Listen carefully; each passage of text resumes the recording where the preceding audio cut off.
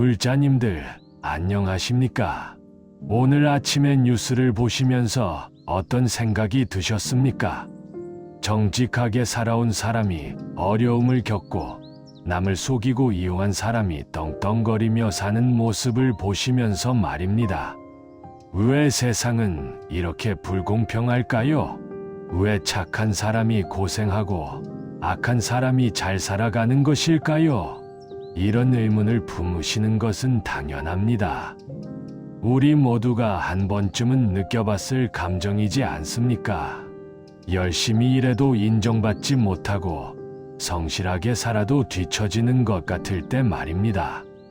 남들은 편법을 써서라도 앞서 나가는데 나만 바보처럼 원칙을 지키며 살고 있는 것은 아닐까 하는 생각이 드실 때가 있으실 겁니다. 특히 요즘 같은 시대에는 더욱 그렇습니다. SNS를 통해 남들의 화려한 삶을 보면서 내 인생이 초라해 보일 때가 있지 않습니까? 부동산으로 대박을 낸 사람들의 이야기를 들으면서 왜 나는 그런 기회를 놓쳤을까 하며 후회하실 때도 있으실 것입니다. 직장에서 아부와 정치로 승진하는 사람들을 보면서 실력과 성실함만으로는 부족하다고 느끼실 때도 있으실 겁니다. 그런 마음으로 사찰을 찾아오시는 불자님들을 많이 만났습니다. 스님, 왜 세상은 이렇게 불공평합니까? 부처님이 계시다면 왜 이런 일들이 벌어지는 것입니까? 이런 질문을 하시면서 눈물을 글썽이시는 분들을 보면 저 또한 마음이 아팠습니다. 하지만 오늘은 그런 불자님들께 희망의 메시지를 전해드리고 싶습니다. 부처님께서는 이미 2500년 전에 이 문제에 대한 명확한 답을 주셨기 때문입니다. 불공평해 보이는 이 세상에 숨어있는 진리와 우리가 어떻게 마음의 평화를 찾을 수 있는지에 대해 말씀해 주셨습니다. 오늘 저와 함께 4가지 부처님의 가르침을 통해 이 의문을 풀어보시겠습니까? 첫째로는 업의 법칙이 어떻게 진정한 공평함을 만들어내는지에 대해 알아보겠습니다. 둘째로는 고통의 의미와 그것이 우리에게 주는 선물에 대해 살펴보겠습니다. 셋째로는 비교하는 마음이 어떻게 우리를 괴롭히는지, 그리고 어떻게 벗어날 수 있는지 배워보겠습니다. 마지막으로는 진정한 행복이 무엇인지, 그것을 어떻게 찾을 수 있는지에 대해 함께 생각해 보겠습니다. 이 4가지 가르침을 통해 불자님들의 마음에 평화가 찾아오고 세상을 바라보는 새로운 눈이 열리기를 간절히 바랍니다. 그럼 지금부터 첫 번째 가르침부터 차근차근 들여다보시겠습니까? 첫 번째로 업의 법칙을 통해 본 진정한 공평함에 대해 말씀드리겠습니다. 불자님들께서 세상이 불공평하다고 느끼시는 이유는 무엇일까요? 그것은 우리가 현재의 모습만을 보고 판단하기 때문입니다. 마치 영화의 한 장면만 보고 전체 스토리를 판단하는 것과 같습니다. 하지만 부처님께서는 우리에게 더 큰 그림을 보라고 하셨습니다. 법구경에 이런 말씀이 있습니다. 자신이 지은 업을 따라 중생들이 윤회한다. 선업을 지은 자는 선한 곳으로 가고 악업을 지은 자는 악한 곳으로 간다. 이것이 바로 업의 법칙입니다. 업이란 무엇입니까? 우리가 몸과 말과 마음으로 행하는 모든 행위를 말합니다. 선한 생각, 선한 말, 선한 행동은 선업을 만들고 악한 생각, 악한 말, 악한 행동은 악업을 만듭니다. 그리고 이 업은 반드시 결과를 가져옵니다. 지금 당장은 보이지 않을 수도 있습니다. 악한 일을 하는 사람이 당장은 잘 살아가는 것처럼 보일 수도 있습니다. 하지만 업의 열매는 때가 되면 반드시 익습니다. 마치 씨앗이 땅에 떨어져 시간이 지난 후에 싹을 들이는 것처럼 말입니다. 제가 아는 한 분의 이야기를 들려드리겠습니다. 이분은 젊은 시절 사업을 하면서 많은 사람들을 속였습니다. 계약서를 조작하고 약속을 어기고 남의 돈을 가로채면서도 당당했습니다. 그 돈으로 큰 집을 사고 좋은 차를 타고 사람들에게 자랑하며 살았습니다. 당시에는 많은 사람들이 부러워했습니다. 저 사람은 참 운이 좋다라고 말하는 사람들도 있었습니다. 하지만 세월이 흘러 그분이 60대가 되었을 때 업의 과보가 나타나기 시작했습니다. 자식들이 모두 집을 떠났고 아내마저 이혼을 요구했습니다. 사업은 망했고 건강도 크게 악화되었습니다. 무엇보다도 마음의 평화가 없었습니다. 밤마다 과거에 자신이 속였던 사람들의 얼굴이 떠올라 잠을 이루지 못했습니다. 그제서야 그분은 깨달았습니다. 자신이 지은 악업의 결과를 지금 받고 있다는 것을 말입니다. 그리고 뒤늦게 사찰을 찾아와서 참회하고 공덕을 쌓기 시작했습니다. 반대로 평생을 선하게 살아온 분들의 이야기도 있습니다. 겉으로 보기에는 평범하고 때로는 고생스러운 삶을 사는 것 같았지만 말년에 이르러서는 자식들의 효도를 받고 주변 사람들의 존경을 받으며 평안한 임종을 맞이하는 분들을 많이 봤습니다. 이것이 바로 업의 법칙입니다. 종자필응보, 씨를 뿌린 대로 거두는 것입니다. 당장 눈에 보이지 않는다고 해서 공평하지 않은 것이 아닙니다. 우리가 보는 시간의 폭이 너무 좁을 뿐입니다. 그렇다면 우리는 어떻게 해야 할까요? 남이 악업을 짓고도 잘 사는 것을 보며 부러워할 필요가 없습니다. 그들은 지금 과거의 선업의 결과를 받고 있는 것이고 현재 짓고 있는 악업의 결과는 나중에 받게 될 것입니다. 대신 우리는 매 순간 선업을 쌓는 데 집중해야 합니다. 부모님께 효도하고 이웃에게 친절하고 어려운 사람을 돕는 일들을 통해 선업을 쌓아야 합니다. 그 결과는 반드시 우리에게 돌아옵니다. 때로는 이번 생에서, 때로는 다음 생에서 말입니다. 아침에 일어나서 하루를 시작할 때 이렇게 발언해 보십시오. 오늘 하루도 선업만을 짓겠습니다. 몸으로는 선한 일을, 입으로는 선한 말을, 마음으로는 선한 생각을 하겠습니다. 그리고 잠자리에 들기 전에는 하루를 돌아보며 회양하십시오. 오늘 제가 지은 모든 선업이 중생들의 행복을 위해 쓰이기를 바랍니다. 이렇게 살아가신다면 업의 법칙이 불자님들에게 가장 공평한 판관이 되어줄 것입니다. 두 번째로, 고통의 의미와 그것이 우리에게 주는 선물에 대해 말씀드리겠습니다. 많은 불자님들이 이런 질문을 하십니다. 왜 착한 사람이 고생을 할까요? 왜 부처님께서는 고통을 허락하시는 것일까요? 이 질문의 밑바탕에는 고통은 나쁜 것이고 행복만이 좋은 것이라는 생각이 깔려 있습니다. 하지만 부처님께서는 사성제를 통해 우리에게 고통의 진정한 의미를 가르쳐 주셨습니다. 고진멸도, 즉 고통이 있고, 고통의 원인이 있고, 고통의 소멸이 있고, 고통을 소멸시키는 방법이 있다는 것입니다. 여기서 중요한 것은 부처님께서 고통을 부정하지 않으셨다는 점입니다. 오히려 고통을 깨달음의 출발점으로 삼으셨습니다. 왜 그럴까요? 고통은 우리에게 진리를 깨우쳐주는 스승이기 때문입니다. 고통이 없었다면 시다르타 왕자도 궁궐을 떠나지 않았을 것입니다.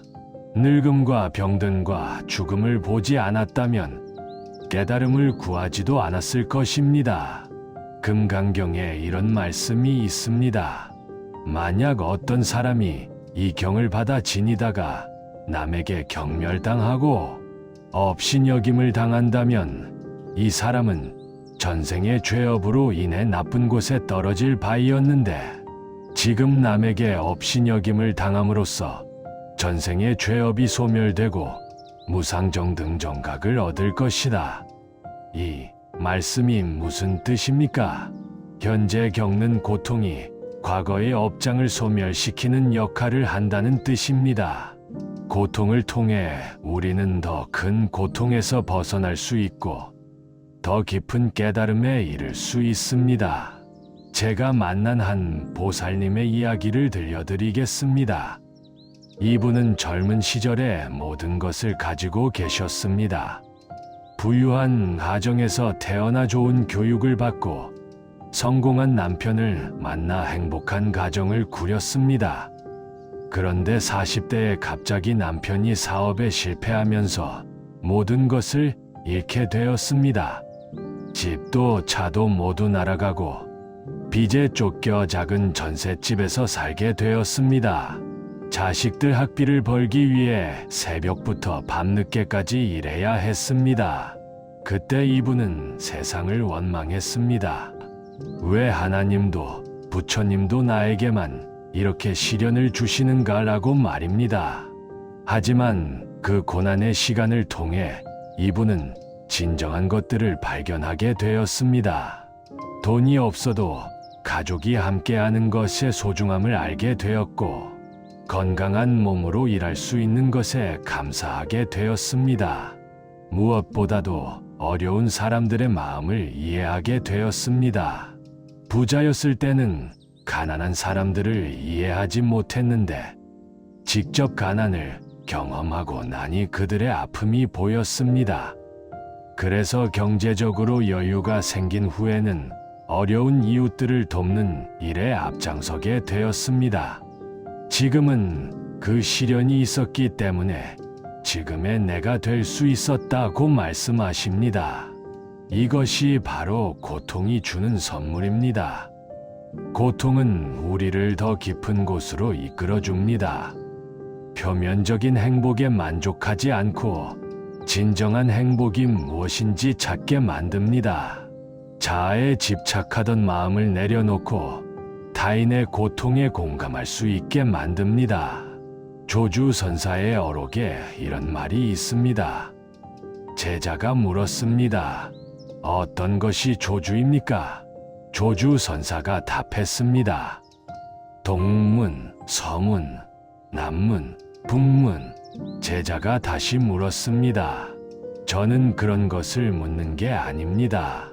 조주선사가 말했습니다. 그러면 내가 무엇을 묻고 있는가? 이 선문답이 우리에게 주는 교훈이 무엇입니까? 우리가 고통을 겪을 때 자꾸 왜라고 묻습니다. 왜 나에게만 이런 일이 일어나는가? 왜 세상은 이렇게 불공평한가? 하지만 조주선사는 왜라는 질문보다는 지금 여기에서 무엇을 배울 것인가에 집중하라고 하십니다. 고통을 겪고 계신 불자님들께 이렇게 말씀드리고 싶습니다. 지금의 고통을 원망하지 마십시오. 대신 이 고통이 불자님들에게 무엇을 가르쳐 주려고 하는지 들여다보십시오. 더 깊은 자비심을 기르라는 것일 수도 있고, 집착을 내려놓으라는 것일 수도 있고, 진정한 행복을 찾으라는 것일 수도 있습니다. 매일 아침 기도할 때 이렇게 발언해 보십시오. 오늘 제가 겪는 모든 일들이 저를 성장시키는 도구가 되기를 바랍니다. 고통을 통해서도 감사할 줄 아는 마음을 기르게 해 주십시오. 그리고 저녁에는 하루를 돌아보며 이렇게 회양하십시오. 오늘 겪은 모든 경험들이 제가 더 나은 사람이 되는데 도움이 되었습니다. 이 경험을 통해 얻은 지혜가 다른 중생들에게도 도움이 되기를 바랍니다. 세 번째로, 비교하는 마음이 어떻게 우리를 괴롭히는지, 그리고 어떻게 벗어날 수 있는지에 대해 말씀드리겠습니다. 불자님들께서 세상이 불공평하다고 느끼시는 또 다른 이유가 있습니다. 바로 남과 비교하는 마음 때문입니다.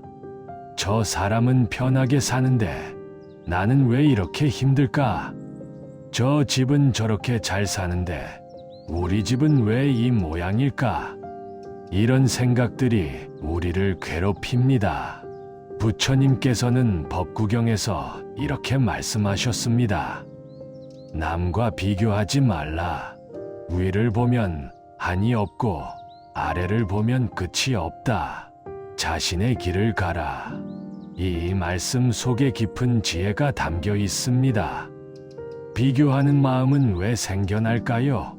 그것은 우리의 자아가 항상 자신의 위치를 확인하려고 하기 때문입니다. 남보다 잘 살고 있는지, 뒤처지고 있는지를 끊임없이 확인하려고 합니다. 하지만 이런 비교는 우리에게 평화를 주지 않습니다. 요즘 시대에는 특히 이런 비교가 심해졌습니다. SNS를 통해 남들의 삶을 엿볼 수 있게 되었기 때문입니다. 다른 사람들의 여행 사진, 맛있는 음식 사진, 행복한 가족 사진을 보면서 우리는 자꾸 비교하게 됩니다. 하지만 SNS에 올라오는 것들이 그 사람의 전부일까요? 그렇지 않습니다. 사람들은 자신의 좋은 면만 보여주고 어려운 면은 숨깁니다. 우리가 보는 것은 그 사람 인생의 하이라이트일 뿐입니다. 제가 상담했던 한 분의 이야기를 들려드리겠습니다. 이분은 50대 주부였는데 항상 우울해하셨습니다. 이유를 들어보니 동창회에서 만난 친구들과 자신을 비교하며 괴로워하고 계셨습니다. 어떤 친구는 의사와 결혼해서 큰 집에 살고, 어떤 친구는 성공한 사업가가 되어 외제차를 타고, 어떤 친구는 자식이 좋은 대학에 들어가 자랑스러워한다는 것이었습니다. 그에 비해 자신은 평범한 남편의 작은 아파트에 살고, 자식들도 그저 그렇고 자신만 초라해 보인다고 하셨습니다. 그래서 제가 물어봤습니다. 그 친구들은 정말 행복해 보이던가요? 생각해보니 그렇지 않았습니다.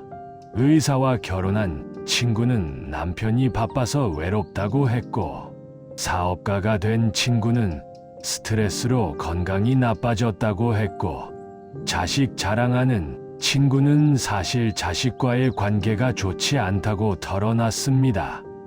반면에 이분은 어떠셨을까요?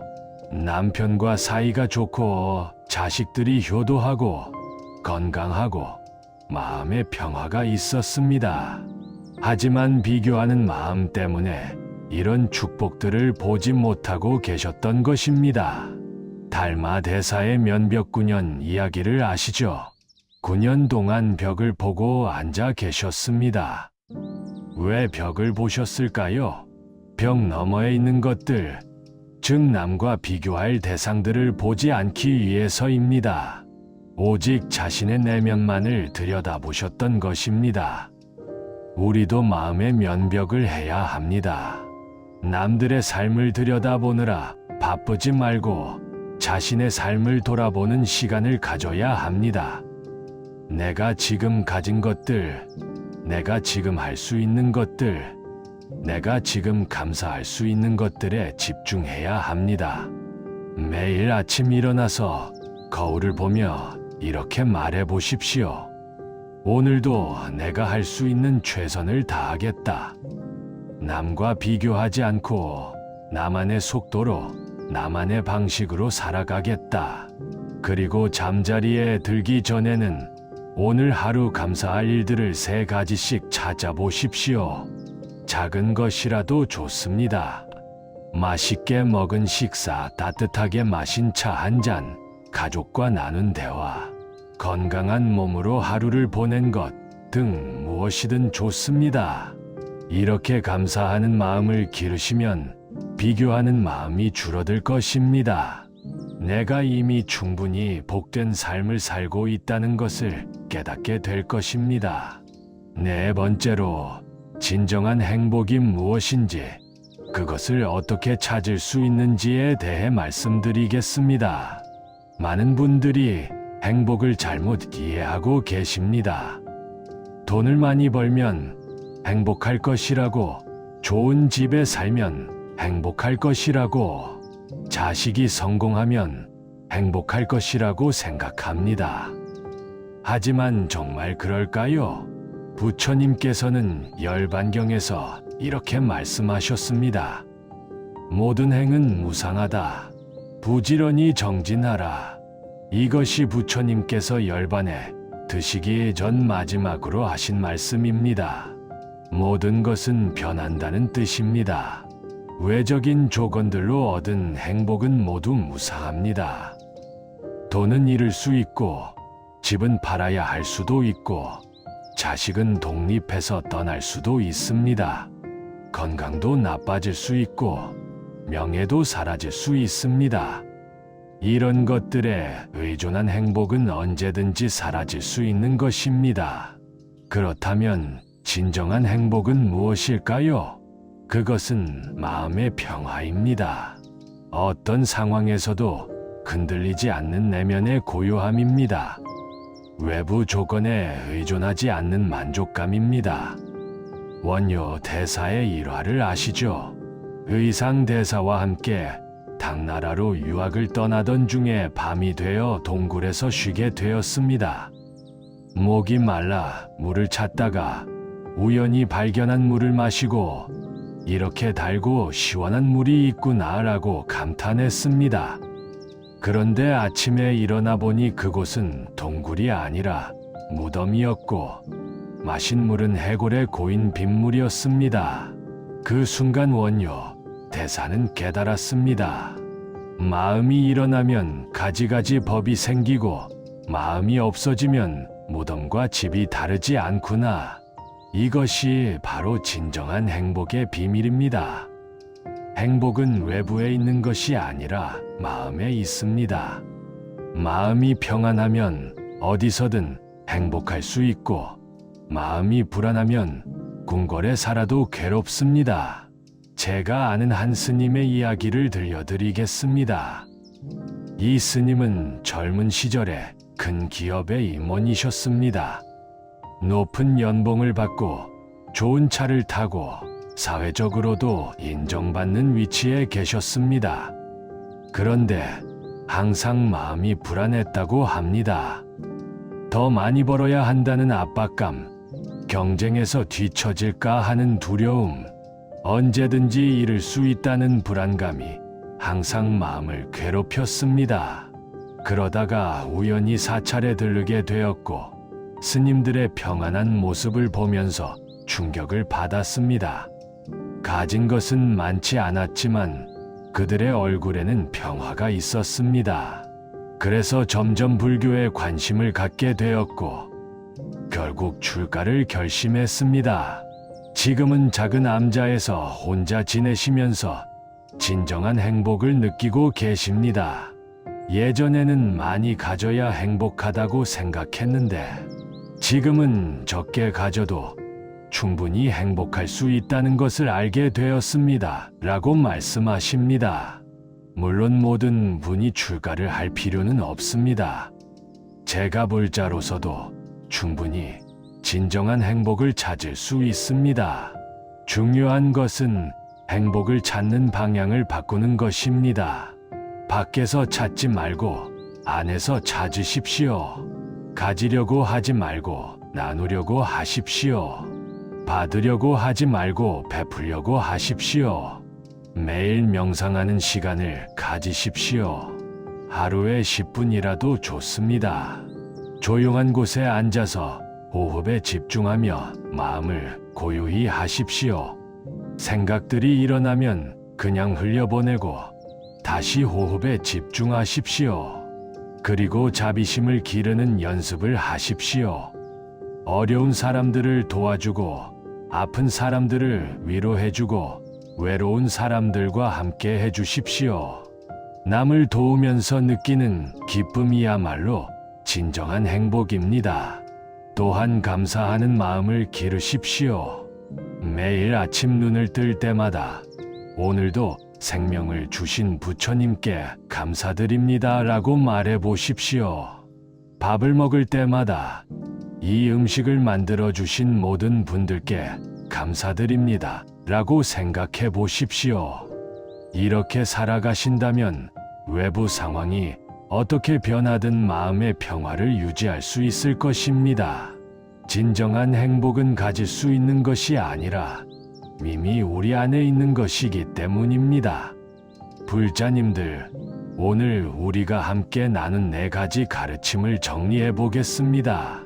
첫째, 업의 법칙을 통해 본 진정한 공평함에 대해 배웠습니다. 세상이 불공평해 보이는 것은 우리가 짧은 시간만을 보기 때문이고, 실제로는 모든 것이 인과법에 따라 공정하게 이루어진다는 것을 깨달았습니다. 우리는 매 순간 선업을 쌓는 데 집중해야 합니다. 둘째, 고통의 의미와 그것이 주는 선물에 대해 알아봤습니다. 고통은 우리의 적이 아니라 스승이며 더 깊은 지혜와 자비심을 기르게 해주는 도구라는 것을 배웠습니다. 고통을 통해서도 감사할 줄 아는 마음을 기려야 합니다. 셋째, 비교하는 마음이 우리를 어떻게 괴롭히는지, 그리고 그것을 벗어나는 방법을 배웠습니다. 남과 비교하지 말고 자신의 길을 가야 하며 이미 가진 것들에 감사하는 마음을 기르는 것이 중요합니다. 넷째, 진정한 행복이 외부에 있는 것이 아니라 내면의 평화에 있다는 것을 깨달았습니다. 명상과 자비행, 그리고 감사하는 마음을 통해 언제 어디서나 행복할 수 있습니다. 이 4가지 가르침이 불자님들의 삶에 큰 변화를 가져다 주기를 간절히 바랍니다. 세상이 불공평하다는 생각에서 벗어나 마음의 평화를 찾으시기 바랍니다. 오늘 이 영상이 도움이 되셨다면 좋아요 버튼을 눌러주시고 더 많은 분들이 이 가르침을 접할 수 있도록 구독과 알림 설정도 해주시면 감사하겠습니다. 그리고 댓글로 불자님들의 경험담을 나누어 주십시오. 세상의 불공평함을 어떻게 이겨내셨는지, 어떤 방법으로 마음의 평화를 찾으셨는지 들려주시면 다른 법우님들께도 큰 도움이 될 것입니다. 다음 영상에서는 또 다른 부처님의 지혜로 여러분을 찾아뵙겠습니다. 오늘 하루도 선업만을 짓는 하루가 되시기를 바랍니다.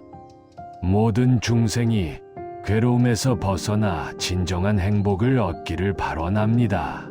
나무아미타불 관세음보살